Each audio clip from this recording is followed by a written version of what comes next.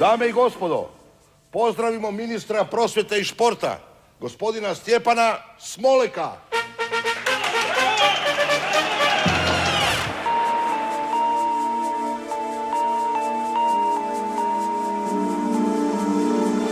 Dame i gospodo, jedan gromoglasni pljesak za gospodina predsjednika Stjepana Smoleka. Hvala vam, hvala vam, hvala.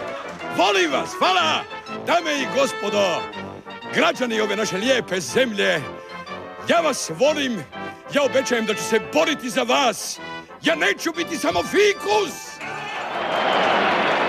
Hvala, volim vas. Dame i gospodo, pozdravimo ministra za graditeljstvo i javne radove, doktora Antuna Rašelića.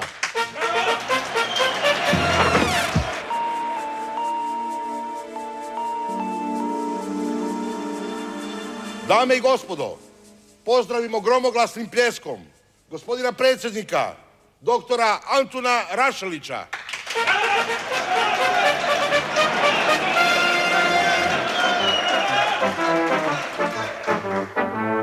Hrvatice i Hrvati i ostali građani naše prekrasne države Hrvatske, ja vas sve skupa pozdravljam i obećavam vam da ću se briga za vas ko za svoju dicu.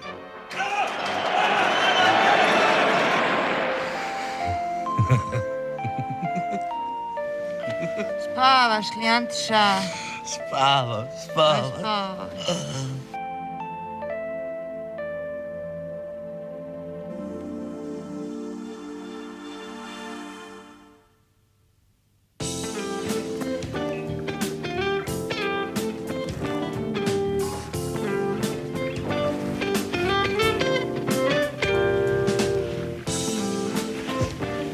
Stavite sve na predsjednikov konto i dostavite na kućnu adresu. Ja sad moram ići. Doviđenja. Jel' tako? Biba! Pusti me da spavam.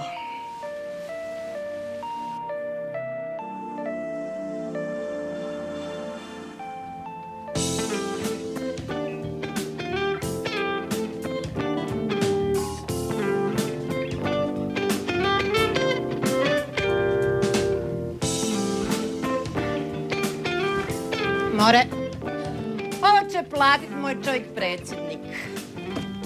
Pa ti blenila, a?